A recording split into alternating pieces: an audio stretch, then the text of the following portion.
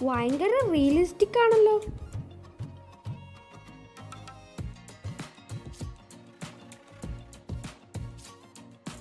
അപ്പോൾ നിങ്ങൾക്ക് ഈ വീഡിയോ ഇഷ്ടപ്പെട്ടെങ്കിൽ ലൈക്ക് ചെയ്യുക, ഷെയർ ചെയ്യുക, സബ്സ്ക്രൈബ് ചെയ്യുക. താഴെ കാണുന്ന ബെൽ ഐക്കൺ അടിച്ചു പൊട്ടിച്ചേക്കുക.